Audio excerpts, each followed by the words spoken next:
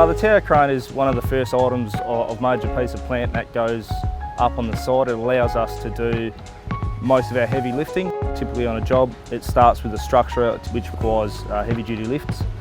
Using a tower crane on site is generally the easiest way to do it. This site here is quite constricted with space, so having mobiles on site is going to be quite hard. So having a tower crane at this stage of the job is probably the easiest way to go about it. There's quite a few steps that go into planning tower crane erection.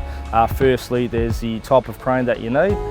So that goes through items like the major sort of lifts that you have for the job, the weights, the sizes, the pickup locations. That all goes into determining the size and type of crane that you need. Then there's obviously the design, the engineering that goes in with the tower crane. They set out the location, figuring out the best spot to place a tower crane. Generally you want to put it in a spot that doesn't interfere with the main structure and lets you complete the job and then dismantle it quite easily at the end of the job. So what we have here is just a small hammerhead. This type of hammerhead allows us to remote control the crane from the ground floor as well as having a driver up in the cab. Benefits of a hammerhead is greater reach and a bit more lifting capacity, which we need for the street being so close to the job site.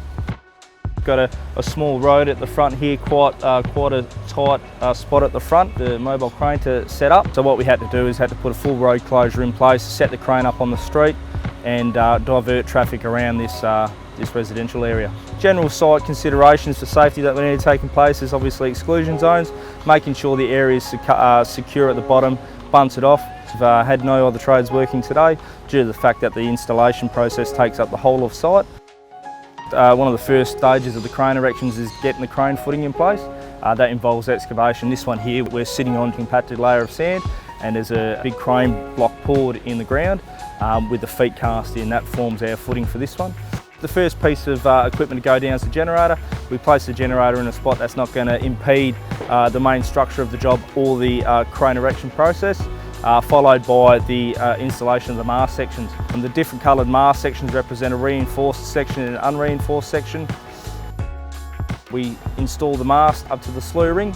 From the slew ring we install the cab, the machine deck, the jib and then the counterweights. Today our crane erection's gone quite smoothly. We started at 7 due to noise restrictions on site. Our contractor here, FGs, have led a smooth operation. The road was set up quickly, deliveries onto site have been smooth and the guys have done a very quick and efficient job.